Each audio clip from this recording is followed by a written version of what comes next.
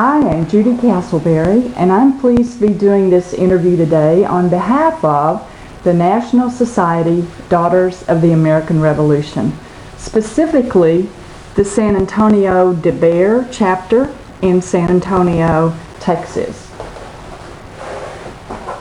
We're talking with Cliff Hyatt, and it's August 20th, 2015, and we're in New Braunfels, Texas. Cliff was born in McHenry, Illinois in 1949. He served 3 years? 3 years. 3 years in the United States Army as a helicopter pilot, and has an interesting story to tell. He reached the rank of Chief Warrant Officer. So, Cliff, tell us about your childhood, your family, and how you got into the service. Okay. Basically, I grew up in a average Midwest family. Mother and father both worked. We have 5 children in the family. I was 4th out of the 5. I have a younger sister. Went through the normal things that a child, you go through in your childhood. Went to high school, and when I graduated from high school, obviously I was young, in love, and didn't know what I wanted to do. I did figure out, though, that I wasn't ready for college. And of course the Vietnam War was going on at the time. I graduated from high school in 1967. So I decided to delay going to college because, like I said, I just wasn't ready for it. Worked for a little bit, and then 1969 I knew that the draft board was catching up to me. So I started looking into things that I could do in the service other than just being drafted and let fate, handle it. So I got interested in the Army flight training program, which was flying helicopters. I went to see the recruiter, and of course he was all eyes and all attention on me and wanted to get me signed up as soon as he could. So I went through that process, and I took the tests, and I passed the test, and I qualified. So they were more than happy to sign me up, and off to the Army I went. And you went to an exciting place for basic training? Oh, very exciting. Perfect training for Vietnam. It was called Fort Polk, Louisiana. One of the things that it was just, I didn't plan it that way, but it was just timing. It worked out that way. Is when I entered the service, I went to basic training. I completed my basic training about mid-December. So since it was Christmas holiday, the Army sent me home on leave for Christmas. And then subsequently, when I went back and went to flight school and finally completed flight school, again it was mid-December, so they sent me home on leave for Christmas vacation, and I went to Vietnam in January of 1971, and I left Vietnam on December 19th of 1971, so again I was home for Christmas. So did miss some other holidays, but I was always able to make it home for Christmas. That's lucky. A lot of people don't do that. Yes, and again, it was no planning on my part. It just worked out that way. Well, after basic training, then, where did you go? After basic training, I went to Fort Walters, Texas for my primary flight training, which lasts about 5 months, give or take. That's actually where you learn how to fly. The interesting thing was, when I completed basic training, I had my orders to go to flight school, and I flew home, as I said, on leave for Christmas. And with orders in my pocket to go to flight school and become a pilot, it was when I flew home for Christmas on leave, was the first time I'd ever flown in my life. So I was going to be a pilot, but had never flown. So anyway, I did the primary flight training. It's basically a 2-part training. You do a half a day at the flight line learning how to fly, and another half a day in the classroom studying any number of different things in the classroom, the actual workings of helicopter and the dynamics of how to fly. But we also had courses in math, English, and everything else, because The Army was going to make an officer out of us, so they wanted us to at least to be able to talk intelligently. The first phase of flight training was learning how to solo. You had 10 hours in which to either solo or not, and if you did not, then you didn't make it through flight school. You were washed up right then. And you have different stages all the way through into, after you soloed into doing confined areas, you know, navigation, cross-country flying, that sort of thing, just the basics of flying. And in July of 1970, I graduated from the primary flight school, and then it was off to advanced flight training at Fort Rucker, Alabama, which is actually where you learn to fly tactics, instruments and tactics. And you also graduated into the turbine engine helicopters, that's commonly known as the Huey then. That was everybody's goal, is to get to fly the Huey. And it's quite a machine, and it was a lot of fun. How did you get on the helicopter track as opposed to other aircraft? Well, it was something that the Army offered. Actually, the Army, in hindsight, they had created a monster. They needed, because of the new helicopter war in Vietnam and the techniques and everything, they needed pilots, and they needed a lot of them fast. So they devised this, basically I think it was about a 9-month, 10-month training program to turn you into a helicopter pilot. So they were pushing for that pretty well, and as it turns out, I think there was something like 30 or 40,000 helicopter pilots that they had trained during the course of the Vietnam War. And when I say they created a monster, basically the Army took a lot of young kids, like I was, 18, 19, 20 years old, and made them helicopter pilots and made them officers. And what they, you know, when they were really just looking for warm bodies to fill a seat, they actually found out that they had several thousand highly qualified, good pilots that, and then they didn't know what to do with them because they were better than the Army anticipated them to be, we made history basically. We developed combat tactics for the helicopter and did things that the Army probably never even thought were possible to do with a helicopter. It must have been exciting to be involved in that. Well, it was, and like I said, when they created a monster, they didn't anticipate, you know, the Warrant Office or Aviation Branch being as good and as qualified as they were, I don't think. Nice problem to have, though, as Yes. opposed to not being prepared. Good. Well, the advanced training then? Well, the advanced training basically is we started off in instrument training. Again, it was the same situation. You had half a day at the flight line and half a day in classroom instruction. The classroom instruction was a little bit different. It wasn't all classroom and books. Some of it was what we call link training, which was the again, instrument training, where you got in the black box and you flew by instruments. You also did that in the air, and then it was on to the transition to the Huey, learning to fly the Huey and the turbine engine, etc., and combat tactics, basically.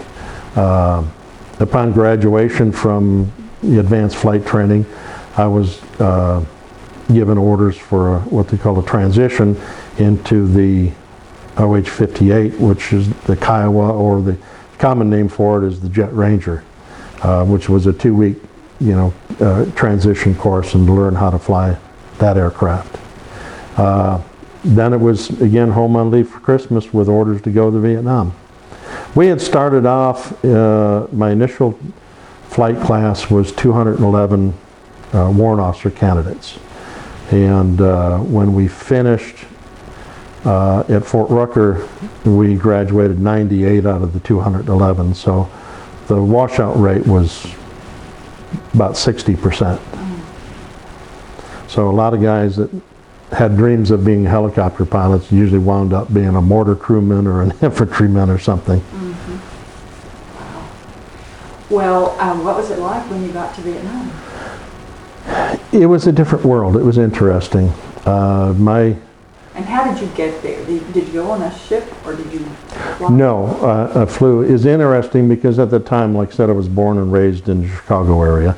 So I went, to O'Hare Airport, and I had tickets that they flew me to Fort Dix, New Jersey, which is on the East Coast, so that they could fly me to Anchorage, Alaska, and from there on to Yokota, Japan, and then to Saigon, basically, Ben Hoa Air Force Base. But so typical of the Army, they flew me east so I could turn around and go back west. But my first impression upon landing in Vietnam was, walking out of the airplane, and it was like, the first thing I noticed was the air. It was like somebody just threw a wet blanket over me. It was so hot and humid. The second sensation that I realized was the smell. It was a sulfur smell. So obviously spent artillery rounds, etc. Just the sulfur smell just permeated the air. And those were basically my first two impressions of Vietnam immediately. Spent a couple days in the reception center till they figured out what to do with me and gave me orders. I was assigned to a cavalry troop. It was Bravo Troop 317 Cavalry in Phu Loy, which is about, as I recall, about 15 miles northeast of Saigon. And I was sent there to be a scout pilot, part of a hunter-killer team, because that was the only unit in Vietnam at the time that was flying OH-58s for scouts versus flying the OH-6 for scouts. I spent about 2 months there, and then I got orders transferring me to the 173rd because they were starting the Operation Lam Son 719, which was the incursion into Laos by the South Vietnamese Army, and which they were supported by, U.S. aviation assets. Basically, the Army. We had, as I recall, there were close to 700 helicopters involved in that operation, and which took about 6 weeks, at the end of which I believe that the numbers were over 600 helicopters sustained battle damage during that operation.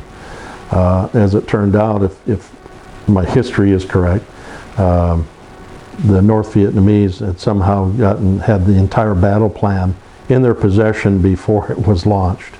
So they knew when we were coming and where we were coming, and they were ready for us.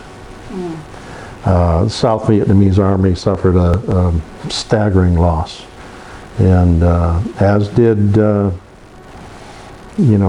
helicopter units. We had many dead pilots and crewmen, and many injured, and lost several helicopters. Scary time. Yes, that was an incredible time. How did you deal with that? Knowing that every flight could be your last flight out. Well, it's something that, yes, you thought about, but you didn't. It wasn't at the forefront. You didn't constantly think about it, or you tried not to think about it. You did the job. You did the job, yeah, and that's what you were trained to do. And when I say that, the part of the thing that the Army had created, this monster, the warrant officer aviators, they didn't expect them to be as good at doing the job as they did, and to us, we considered ourselves, the infantry on the ground we called grunts, and we considered ourselves flying grunts. We were part of them, and if they were in trouble or if they needed us, we always went, usually regardless of the circumstances. And we got very good at getting in and out of tight spaces and tight situations. The way we coped with it, I kind of think back to like some of the old movies, like when they depict the old aviators from World War I, the esprit de corps and the camaraderie and that bravado. Who's going to be the last man to die? There was a little bit of that, in that we had some arrogance to us, and we maintained an attitude that we were better than the guys that were trying to kill us, and that's kind of the way we dealt with it, as well as a lot of alcohol in the evening time. But that bravado is one of the benefits of being 19 or 20 or 21 years old. That's true. Yeah. That's true. It's usually you didn't reflect on the serious part of it too much unless you were off by yourself somewhere. Yeah. So your task in those situations was shooting, or was it picking up soldiers, or? Well, I flew Hueys, and I was in what we call the lift platoon, slick. And the reason they call them slick is because the sides of the aircraft are smooth. There's no armament, there's no guns. We had, typically an assault helicopter company would be 2 lift platoons, and then the 3rd platoon would be the gunship platoon. So my job was to take troops in and out of landing zones or haul cargo, resupply, that sort of thing. And typically what we do is we alternated days.